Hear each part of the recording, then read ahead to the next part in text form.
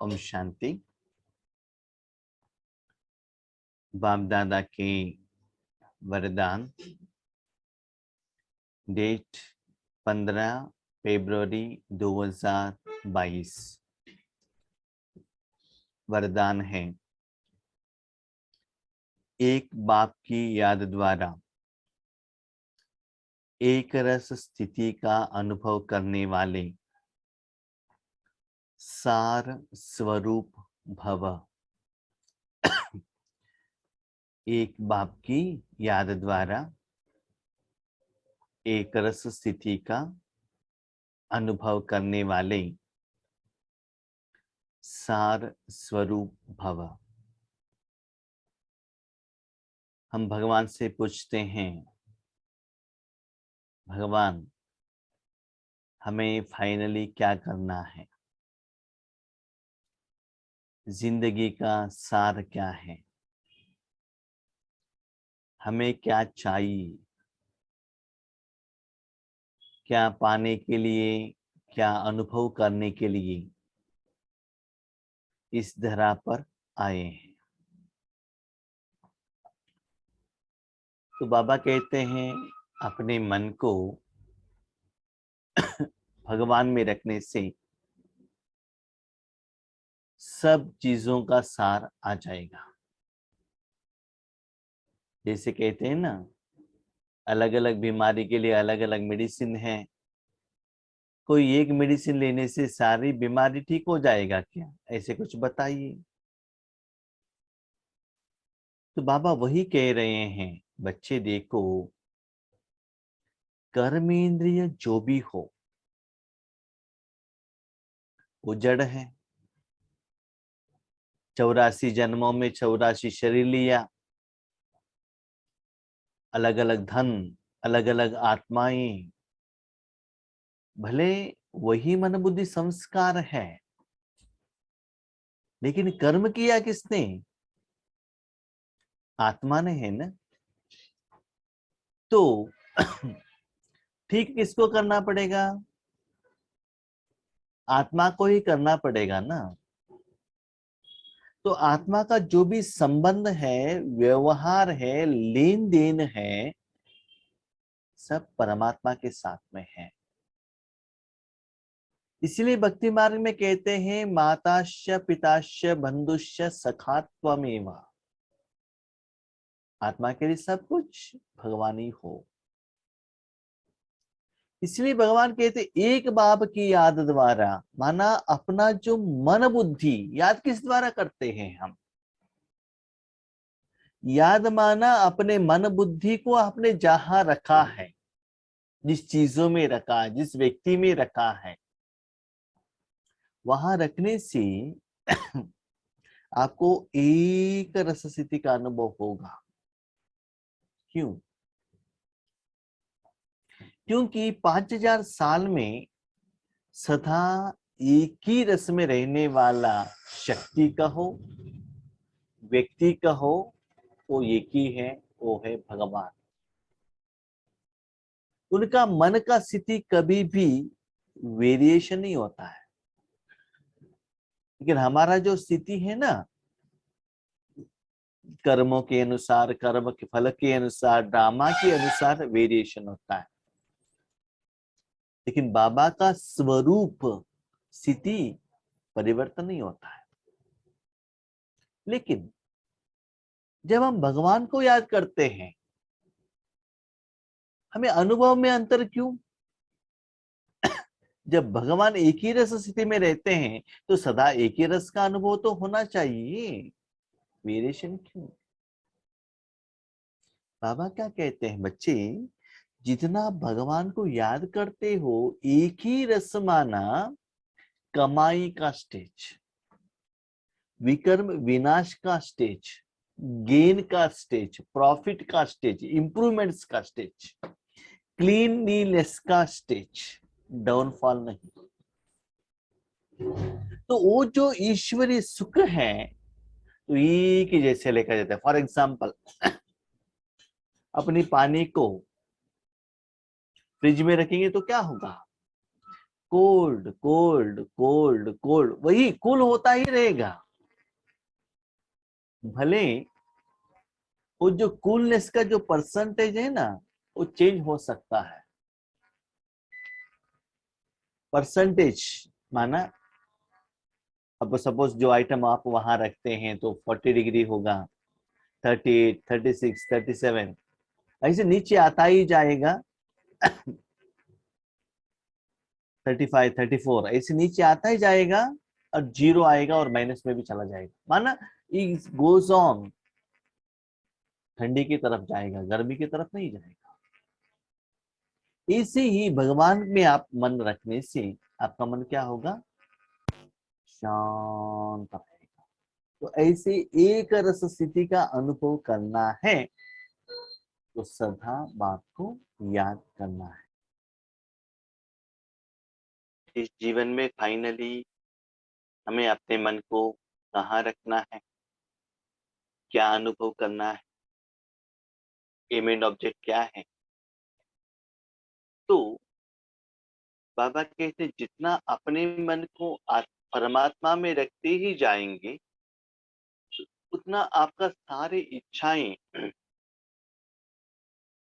संपूर्ण हो जाए, और अंदर से जो चाहते हो ना, वो मिलता ही जाता है। ठीक से सोच लीजिए, कर्म किसने किया? आत्मा ने किया है। एक व्यक्ति ड्राइविंग करता है, एक्सीडेंट होता है, तो जिम्मेदार ग्लास है कि व्हीकल है या रोड है? क्योंकि उसी रोड में वेराइटी व्हीकल्स जा रहा है, लेकिन कोई एक व्यक्ति एक्सीडेंट करता है। इसका मतलब उस रोड में ड्राइविंग कैसे करना है, ये नॉलेज उस पर्टिकुलर पर्सन को मालूम नहीं है, इसलिए व्हीकल को एक्सीडेंट हुआ। सजा किसको मिलेगा? ड्राइवर को मिलेगा ना। एक्सीडेंट का जो भी डैमेज होता है, कार को कुछ फीलिंग होता है क्या? तो फाइनली जो कुछ भी कर्म किया है वो आत्मा ने ही किया है, तो ठीक तो आत्मा को ही करना पड़ेगा। तो कैसे? परमात्मा की याद से। तो दूसरा कुछ ऑप्शन नहीं है। तो यही बाबा कहते हैं, बच्चे जो कुछ भी समस्याएं हो, जो कुछ भी विघ्न हो, बार बार जो भी आ रहा है, का मतलब आपकी जिंदगी में राजयोग का कमी। जितना उस परसेंटेज को बढ़ाते जाएंगे, तपस्या करते जाएंगे, सारा समस्या का समाधान मिल जाए। तो सारी समस्या का समाधान एक ही है, एक रस स्थिति परमात्मा में मन को रखो, और वो स्थिति रावण की तरफ नहीं जाना। तो एक गलती सीता ने की, तो बहुत साल तक उनको पछताना पड़ा, रावण के साथ में रहना पड़ा। इसलिए बाबा कहते हैं, सार स्वरूप में आ जाओ, विस्तार में नहीं। फाइनली इस जिंदगी में मुझे क्या करना, ये हमें जानना पड़ेगा, मानना पड़ेगा, पहचानना पड़ेगा, धारणा करना पड़ेगा, उसके हिसाब से हमें चलना। एक रस स्थिति में रहने की सहज विधि है एक की या। जितना आपका मन सिर्फ एक में ही रहेगा, उतना एक रस स्थिति, माना इधर उधर उधर नहीं जाना चाहिए, एक ही जगह पर आपका मन रहना चाहिए। तब क्या होता है? जिसके साथ आपने मन रखा है वही स्वरूप का अनुभव होता रहेगा। आपका मन एक सेकंड इस तरफ है, दूसरे सेकंड और एक तरफ है, ऐसे इधर उधर जाता रहेगा, तो मन के द्वारा आत्मा को जो अनुभूति होता है, उसमें भी परिवर्तन हो जाता है। और जितना अपने मन को बार बार बार बार अलग अलग व्यक्तियों में, चीजों में रखते ही जाते हैं, उतना मन को सुस्ती होता है। और वेरिएशन, क्योंकि हर आत्मा का जो शक्ति है, स्थिति है, स्वरूप है, अलग अलग, उसका असर तो हमारे ऊपर पड़ेगा ही, क्योंकि आत्मा उसके साथ कनेक्टेड है ना। तो भगवान तो सदा एक ही रस, शुभ भावना, शुभ कामना, दाता का भावना।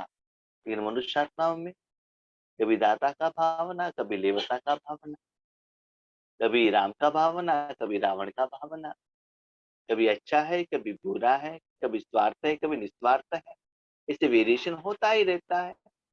तो एक रस माना एक में ही रहे। क्वेश्चन, ये सारा दिन वही करते रहेंगे, दूसरा कुछ काम नहीं है? तो भगवान को याद करने से सब कुछ मिल जाता है, भोजन भी मिल जाएगा, पगार सैलरी भी मिल जाएगा? नहीं, वो भी करना है। लेकिन उसके साथ साथ जब मेडिटेशन के लिए बैठे हैं तो उस समय मैक्सिमम फोकस बाबा की तरफ रखिएगा। तो जब लौकिक कर्म कर रहे हैं, परसेंटेज, सम परसेंटेज बाबा के साथ रखना ही है। जितना जिसके साथ आपको प्यार रहेगा ना, ऑटोमेटिकली मन का परसेंटेज उस तरफ चला जाए। सच्चाई इसे आप देख लीजिए, अपने को चेक कीजिए। हमारे घर में जो भी मनुष्य आत्माएं हैं ना, उनके साथ हम जितना समय बिताते हैं उससे भी ज्यादा मोबाइल के साथ बिताते हैं। कुछ कर्म के लिए उनसे बात करना वो बात अलग है, लेकिन प्यार का लेन देन करने के बदले मोबाइल में इतना प्यार है, इतना समय निकाल देते हैं, उससे समय ज्यादा हो रहा है। भले कोई कर्म के लिए आप साधन यूज कर, वही 24 आवर है ना, 26 आवर तो नहीं आया, मोबाइल के लिए 2 घंटा एक्स्ट्रा तो नहीं आया। हम कहते टाइम नहीं है, कंप्यूटर के लिए टाइम है, मोबाइल के लिए टाइम है, और माँ बाप से बात करने के लिए हमारे पास टाइम नहीं है। घर में जो चैतन्य लोग हैं उनसे बात करने के लिए हमारे पास टाइम। तो इम्पोर्टेंट दुख का बात ये है, भगवान के साथ बात करने के लिए टाइम नहीं है। टाइम है तो भी धन के बारे में बाबा भगवान से बात कर, धन के बारे में बात करेंगे, जन के बारे में बात करेंगे। मैं आत्मा हूँ बाबा, आप मेरा पिता हो, मुझे जो चाहिए वो दे दो ना। राज्यों के टाइम पर मैं सब कुछ भूल गया, मैं आत्मा, मुझे शांत रहना है, बाकी को बाद में देखेंगे ना। तो ऐसा स्थिति रहता है कि चेक कीजिए, बाकी सब कुछ डिटैच। मैं आत्मा, मुझे शांति चाहिए, मैंने मन बाबा को रखा है तो मिल रहा है बस। एक बाप दूसरा ना कोई। जैसे बीज में सब समाया हुआ होता है, ऐसे बाप भी बीज है जिसमें सर्व संबंधों का, सर्व प्राप्तियों का सार समाया हुआ।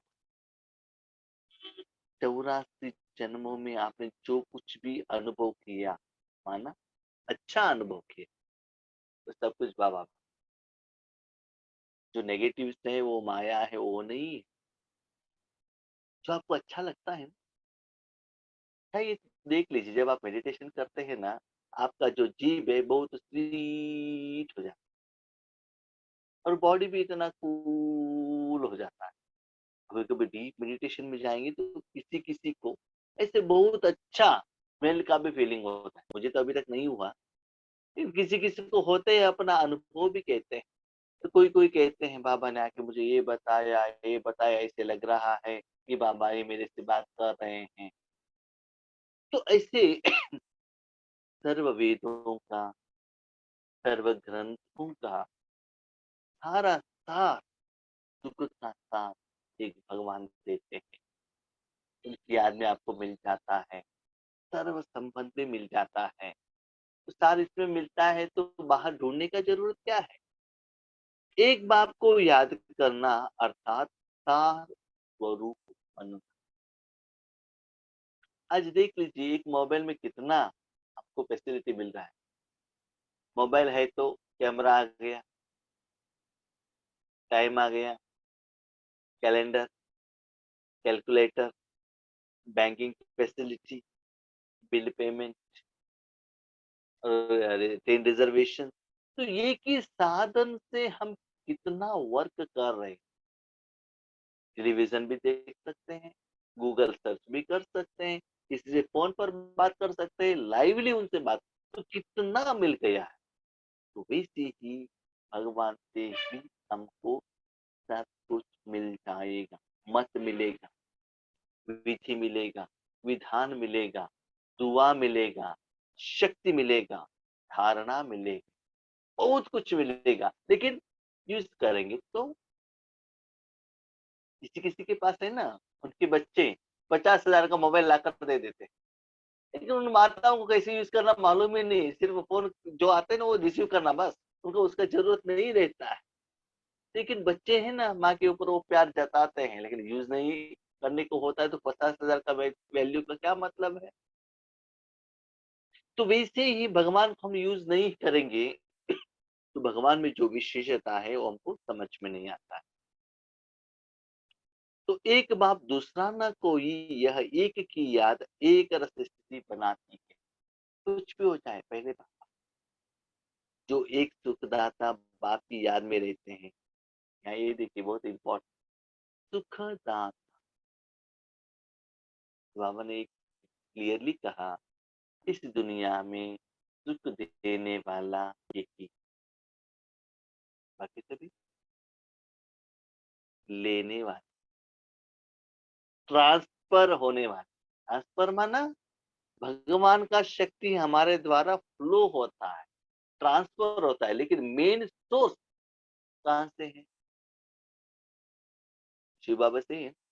कैसे? समुद्र को पानी कहाँ से आता है? नदी को पानी कहाँ से आता है? कहाँ से आता है? बारिश से ही है ना, सोर्स एक से ही है, लेकिन नाम तो अलग अलग है। समुद्र कहा, नैया कहा, बिस्लेरी कहा, और एक अलग अलग नाम रखते हैं, लेकिन सोर्स, ओरिजिनल सोर्स कहाँ है? बादल ही और बारिश ही है। तो बाबा ने क्लियरली कहा, बच्चे इस दुनिया में जो भी सुख मिलता है के लिए रिस्पॉन्सिबल शिव। आज देखिए, इलेक्ट्रिसिटी के बिना हम कुछ भी नहीं कर सकते। मोबाइल ऑपरेट करना है, इलेक्ट्रिसिटी, कंप्यूटर चाहिए, मिक्सी के लिए चाहिए, रोशनी के लिए नाइट में चाहिए। कितना साधन है इलेक्ट्रिसिटी के आधार पर चलता है। तो आज बाबा ने क्लियरली कहा, बच्चे आज का दिन में या साढ़े 5,000 सालों में आपको जो कुछ भी सुख का, अच्छाई का रूहानी रूप में अनुभव हुआ, उसके लिए रिस्पॉन्सिबल एक ही शिव बाबा है। एक बार अपने मन को बाबा में रखकर उस सुख का अनुभव करने लगेंगे ना, तब आपको पार्टी में जाना, घूमने के लिए जाना, अच्छे अच्छे कपड़े पहनना, किसी से बात करना अच्छा नहीं लगता। क्यों? जो भी सारा सुख इसमें मिल रहा है। याद रखिएगा, यथार्थ रूप से बाबा को यूज नहीं करेंगे तो ये फीलिंग नहीं हो। उनके पास दुख की लहर कभी भी आ नहीं सकती। जो सदा भगवान को यूज करते हैं, सदा सुख दाता। एक एग्जाम्पल कहता हूँ। कल एक जगह पर गया था, लौकिक कार्य प्रोग्राम के लिए। थोड़ा भाई बिजी था। 5:45 को इवनिंग एक फोन आ गया। मुझे, कौन है आप? किसी ने आपका फोन नंबर दिया। क्या है? हमारे माँ शरीर को क्या कर दिया? तो मैं अभी टेंशन में, क्या करना है, कुछ कहिए। कहा, ठीक है, कुछ कह दिया। तो कह रहे हैं, आपका बात सुनते सुनते सुनते अभी मुझे 90% ऑफ द टेंशन कम। अभी सोच लीजिए वो कौन है, कहाँ से लिंक है, ना पहचान है, ना वो उनका माँ का पहचान है, लेकिन बाबा क्या क्या सेवा कराता है। मैं भी वहां बिजी हूँ लौकिक काम। तो मुझे कभी कभी वंडर लगता है, इतना फास्ट रिजल्ट आ जाता है। बाबा, यू आर रियली ग्रेट। तो यही बाबा कहते, बच्चे वो आत्मा कभी भी दुख की लहर में नहीं आ सकती है। उन्हें स्वप्न भी सुख के, खुशी के, सेवा के और मिलन मनाने के आते। क्योंकि बच्चे पूछते हैं, पापा हम आपके याद में है, कैसे पता चलेगा? आपके पास मोबाइल है तो आप क्या करेंगे? क्या करेंगे? गूगल, उसके बाद यूट्यूब, उसके बाद व्हाट्सएप, उसके बाद वीडियो कॉल, उसके बाद कॉन्फ्रेंस कॉल। क्या होता है उसमें भी वेराइटी, वही मोबाइल में ही रहते हैं ना, नाम तो अलग अलग है। तो ऐसे ही सदा आप भगवान के साथ में हो, भगवान के साथ में ही खाना, सोना, पीना, बातें करना, झगड़ा करना, कीमत लेना, रिपोर्ट करना, सब कुछ बाबा के साथ ही। तो ऐसे ज्यादा समय होगा तो समझ लीजिए स्वप्न में भी वही बात आने लगेगा, वही सेवा का चिंतन चलता ही रहेगा। तब समझ लीजिए आपका मन निरंतर बाबा के साथ में। स्लोगन, श्रेष्ठ आशाओं का दीपक जगाने वाले ही सच्चे कुल दीपक है। दीपक कब जलाया जाता है? दिन में या रात में? दिया कब चाहिए? दिन में जलाएंगे तो उसका रोशनी कुछ दिखाई देता है? नहीं है ना। दिया तो रात को चाहिए जब अंधेरा है। अंधेरा है तो क्या, अंधेरा है तो उस रूम में जो भी चीज है वो दिखाई नहीं देता है। कुछ चीज दिखाई देने के लिए दिया से निकला हुआ जो रोशनी उस चीज के ऊपर धारणा होना चाहिए, रिफ्लेक्ट होना चाहिए, तभी वो चीज दिखाई देता है। ऐसे ही बाबा कहते श्रेष्ठ आशाओं का दीपक, है ना। पहले अपने जिंदगी में आपको ऐसा श्रेष्ठ आशा आना चाहिए कि मुझे विश्व परिवर्तन करना है, दुनिया में मेरे भाई बहनों को शांति देना है, रूहानी प्यार देना चाहते हैं। नंबर 1। नंबर 2, आपके द्वारा, आपकी बातों द्वारा, आपके कर्म द्वारा, आपका सोच द्वारा, चिंतन द्वारा, शुभ भावना द्वारा, दृष्टि द्वारा, संकल्प द्वारा आपके संबंध संपर्क में आने वाले आत्माओं को ऐसे एक इच्छा उत्पन्न हो कि हमें भी ये साधना करना है, हमें भी इस राह में चलना है, हमें भी कुछ तपस्या करना है, हमें भी ईश्वर सुख का अनुभव करना है। तो उनको शुभ इच्छाओं का दीप जलना चाहिए। उसके बाद हर रोज उसमें तेल घृत डालते जाएंगे, घी डालते जाएंगे, तो क्या होगा? रोशनी ज्यादा होगा। तो उन लोगों को रिजल्ट आना चाहिए तो पहले अपने जिंदगी में वो साधना करना चाहिए। आपका दीप जलकर रहना चाहिए। देखिए मेरे हाथ में एक दिया है, वो जलता ही रहेगा तो उसका दिया को हम जला सकते हैं ना। हमारा दिया ही बुझ गया है तो दूसरों को कहाँ से जलाएंगे हम? कभी कभी क्या होता है ना, वो कोई दिया को जलाने के लिए जाते हैं, कभी कभी हवा आ जाता है तो क्या होता है ना, खुद का दिया भी बुझ जाता है। कभी कभी हम और किसी को ज्ञान सुनाने के लिए जाते हैं, योग कुछ देने के लिए जाते हैं, उस समय के बाद वो ही नहीं रहते हैं, कभी बाबा को परकती माने डाइवोर्स दे देते। इसलिए बाबा कहते कुल दीपक माना क्या है? हर एक आत्मा के मन में जो सत्य है वो दिया जलाने का संकल्प आए, श्रेष्ठ आशाओं का संकल्प आए, इच्छा आए। लेकिन हमारा इच्छा क्या है? क्या है? ये गहना है और गहने चाहिए, कपड़ा है और कपड़ा चाहिए, और व्हीकल चाहिए और बिल्डिंग चाहिए। ये सभी क्या है? विनाश का इच्छा, सच्चाई का नहीं। इसलिए सत्यमेव जयते, आत्मा का उन्नति, आत्मा का श्रेष्ठता, आत्मा की कमाई, आत्मा की इम्प्रूवमेंट अपनी जिंदगी में और किसी की जिंदगी में लाने के लिए आप निमित्त बनेंगे, उनको ही बाबा कहते हैं कुल दीपक। और ऑपोजिट, कुल का नाम बदनाम करने वाला कौन? ब्रह्म कुमारी में ऐसा होता है वैसा होता है करके जो नेगेटिव जो कहते हैं ना, वो क्या है? कुल को बदनाम करने वाले। तो आप सोच लीजिए भगवान का, आपका पिता का नाम रोशन कर रहे हो या बदनाम कर रहे हो? आप ठीक है। अच्छा, खूब शांति।